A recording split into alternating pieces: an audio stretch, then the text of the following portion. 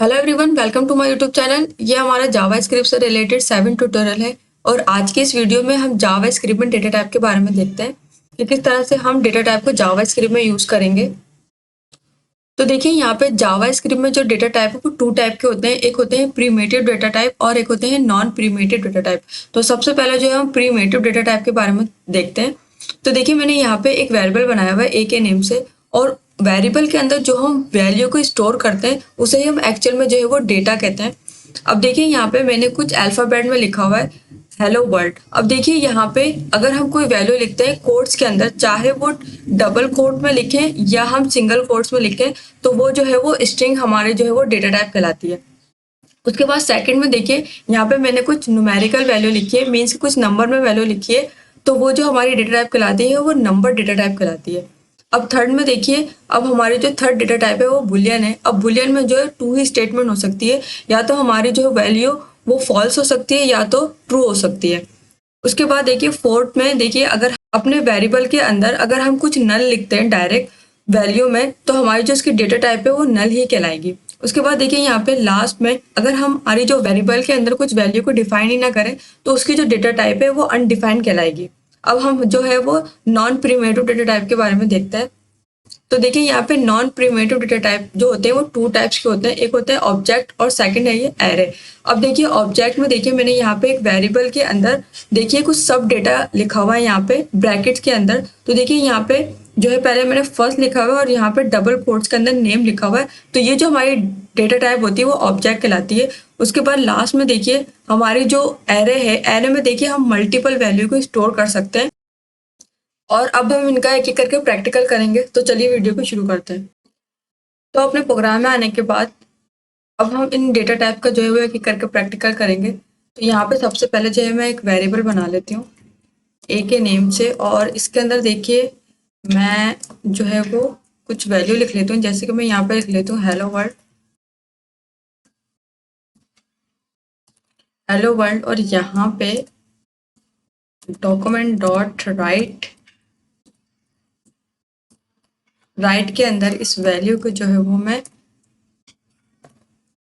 Print करती हूँ, और यहाँ पे मैं इसको कॉपी करती हूँ।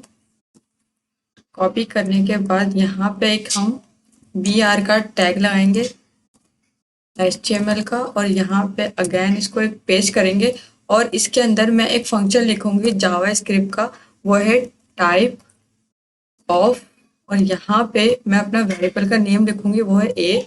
तो देखिए ये जो हमारा फंक्शन है टाइप ऑफ, इससे जो है हमारी यहाँ पे जो है वो जो भी हम यहाँ पे वैल्यू लिखेंगे उसके यहाँ पे जो है वो नीचे टाइप शो होगी। तो यहाँ पे इसको मैं सेव करके रिफ्रेश करूंगी, तो देखिए यहाँ पे देखिए हेलो वर्ल्ड यहाँ पे लिखा हुआ है, और इसकी जो डेटा टाइप है वो देखिए यहाँ पे स्ट्रिंग में कहलाई। अब देखिए अगर मैं इसे अगर सिंगल कोट में भी करूँ, देखिए अगर मैं इसे सिंगल कोट में कर दूँ और इसको सेव करूं और यहाँ पे रिफ्रेश करूं, तो देखिए तब भी जो इसकी डेटा टाइप है वो देखिए यहाँ पे स्ट्रिंग ही कहला रही है। अब देखिए अगर मैं यहाँ पे कोई न्यूमेरिकल वैल्यू लिखती हूँ, जैसे कि मैं यहाँ पे कोई नंबर में वैल्यू लिखती हूँ, जैसे कि यहाँ पे मैं लिख लेती हूँ 1 2 3 4 5, और इसको मैं सेव करके यहाँ पे जब रिफ्रेश करूंगी तो देखिए यहाँ पे देखिए इसकी वैल्यू यहाँ पे शो हो रही है, और इसकी जो डेटा टाइप है वो देखिए यहाँ पे जो है वो नंबर कहला रही है। देखिए हम थर्ड वाली जो स्टेटमेंट है अपनी बुलियन वाली उसको देखते हैं। तो देखिए यहाँ पे बुलियन में जो है वो 2 ही स्टेटमेंट हो सकती है, या तो वैल्यू हमारी फॉल्स हो सकती है या तो हमारी ट्रू हो सकती है। अब देखिए मैं यहाँ पे अगर फॉल्स लिखूं और इसको सेव करके मैं यहाँ पे करती हूँ रिफ्रेश, तो देखिए यहाँ पे ये जो हमारी वैल्यू है वो बुलियन हो गई। अब यहाँ पे अगर मैं इसको ट्रू कर दूं, सेव करके यहाँ रिफ्रेश करूँ, तो देखिए यहाँ पे तब भी जो इसकी वैल्यू है वो बुलियन ही कहलाई। लेकिन अगर मैं इसे डबल कोट में कर दूं, देखिए अगर मैं और इसको मैं सेव करके यहाँ पे रिफ्रेश करूँ, तो देखिए हमारी जो वो वैल्यू है वो डेटा टाइप है वो हमारी जो है वो स्ट्रिंग कहलाई। मीन्स के जब मैंने इसमें इसको डबल कोट के अंदर लिखा तो इसकी जो डेटा टाइप है वो स्ट्रिंग हो गई। अब देखिए अगर मैं इसके अंदर कोई वैल्यू को डिफाइन ही ना करूँ, इसको मैं रिमूव कर देती हूँ, और ये वाली जो लाइन है इसको मैं कमेंट कर दूँ, और इसको सेव करके जब मैं यहाँ पे रिफ्रेश करूंगी तो देखिए यहाँ पे इसकी जो डेटा टाइप है वो अनडिफाइन हो गई। मीन्स कि मैंने यहाँ पे वेरिएबल तो लिखा है लेकिन वेरिएबल के अंदर मैंने कोई वैल्यू को डिफाइन ही नहीं किया, तो इसकी जो डेटा टाइप है देखिए यहाँ पे वो अनडिफाइन हो गई। अब देखिए यहाँ पे अगर मैं कोई मल्टीपल वैल्यू ले लेती हूँ, जैसे कि मैं यहाँ पे एरे के अंदर मैं यहाँ पे लिख लेती हूँ रेड, और यहाँ पे लिख लेती हूँ मैं कोट्स के अंदर ब्लू,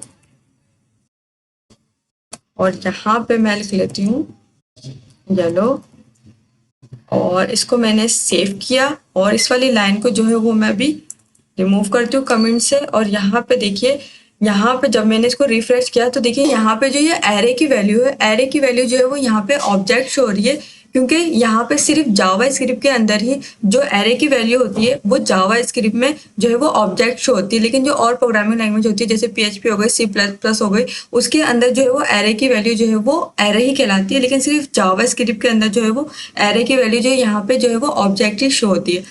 अब मैं आपको जो है वो एक ऑब्जेक्ट का जो है एग्जाम्पल करके दिखाती हूँ। तो अगर मैं यहाँ पे एक वेरिएबल के अंदर ब्रैकेट के अंदर जैसे मैं यहाँ पे लिख लूँ फर्स्ट नेम, और कोट्स के अंदर मैं लिख लूँ अली, और यहाँ पे लिख लूँ लास्ट नेम, कोट्स के अंदर खान, और जब मैं इसको सेव करके यहाँ पे रिफ्रेश करूंगी तो देखिए यहाँ पे इसकी जो वैल्यू है, वैल्यू भी देखिए हमारी जो यहाँ पे ऑब्जेक्ट हो रही है, और इसकी जो डेटा टाइप है वो भी यहाँ पे देखिए ऑब्जेक्ट ही शो हो रही है। ये सिर्फ जो है वो जावा स्क्रिप्ट में ही होता है, और प्रोग्रामिंग लैंग्वेज में नहीं होता कि ये एरे को भी जो है वो ऑब्जेक्ट ही समझता है। और जो है वो ऑब्जेक्ट को तो ढाई सी बात है, वो ऑब्जेक्ट ही डेटा टाइप उसका शो होगा। तो आई होप कि आपको ये डेटा टाइप समझ में आए होंगे। तो थैंक यू फॉर वॉचिंग।